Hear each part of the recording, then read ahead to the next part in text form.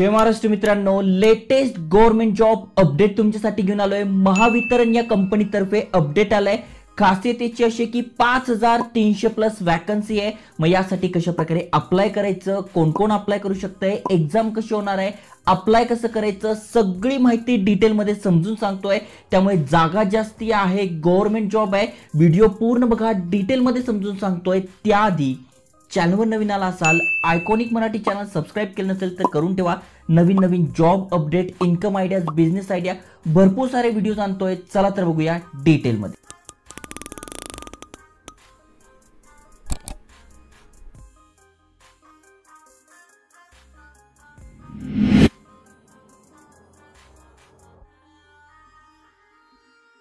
तर मित्रांनो, महावितरण म्हणजे Maharashtra state electricity distribution co limited यांच्यातर्फे जे अपडेट आलंय त्याची माहिती देतोय। जसं की तुम्ही ते बघू शकताय, इथून आपण अप्लाय करू शकतोय, रजिस्ट्रेशन करू शकतोय आणि टोटल किती जागा आहेत तर इथे वाचू शकतात 5347 जागा आहे। ज्यामध्ये तुम्ही इथे बघा सर्वसाधारण मधून आहात, महिला आहात, खेळाडू आहात, माजी सैनिक आहात, प्रकल्पग्रस्त, भूकंपग्रस्त, शिकाऊ उमेदवार आहात, दिव्यांग उमेदवार आहात, सगळ्यांसाठी इथे वॅकन्सी असणार आहे। जसं की इथे आपण वाचू शकतोय, ऑलरेडी ही भरती निघाली होती। 1 मार्च 2024 रोजी फॉर्म भरणं सुरू झालं होतं, पण आता रिओपन करण्यात आलेली आहे। इथे बघा 9/8/2024 पासून 16/8 म्हणजे 16 ऑगस्ट 2024 पर्यंत आपण पुन्हा इथे फॉर्म भरू शकतोय। अनेक जणांची संधी हुकली होती, अनेक जणांना फॉर्म भरता आले नव्हते, त्यामुळे ही भरती निघालेली आहे। पुन्हा आता रिओपन झालेलं आहे, त्यामुळे तुम्ही या संधीचा फायदा घेऊ शकताय। 16/8 ही शेवटची तारीख आहे, आता पुन्हा तारीख वाढून मिळणार नाही आहे। त्यामुळे जे इलिजिबल आहे नक्की त्यांनी अप्लाय करा। आता त्याआधी समजून घेऊ काय नेमका इथे पात्रता असणार आहे।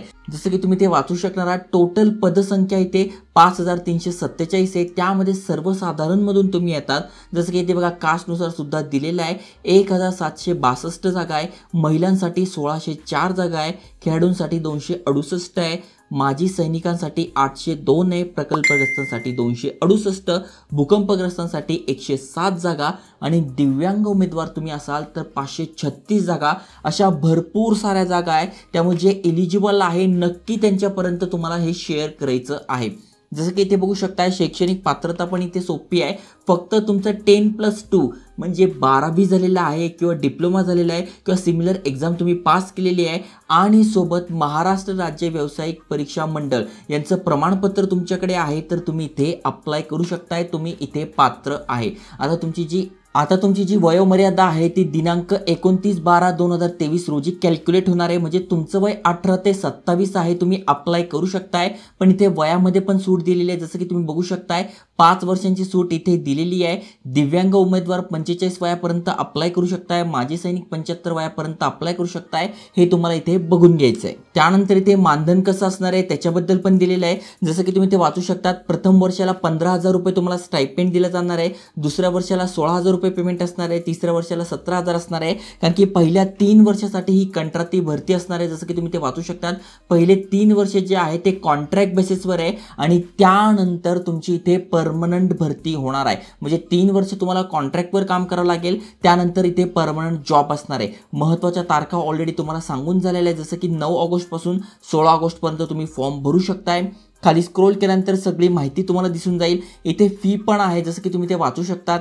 खुल्या प्रवर्गासाठी 250 रुपये प्लस GST असणार आहे आणि बाकीच्यांसाठी इथे 125 प्लस GST असणार आहे। आता सिलेक्शन कसं होणार आहे तर इथे बघा संपूर्ण क्रायटेरिया दिला आहे निवड पद्धतीचा।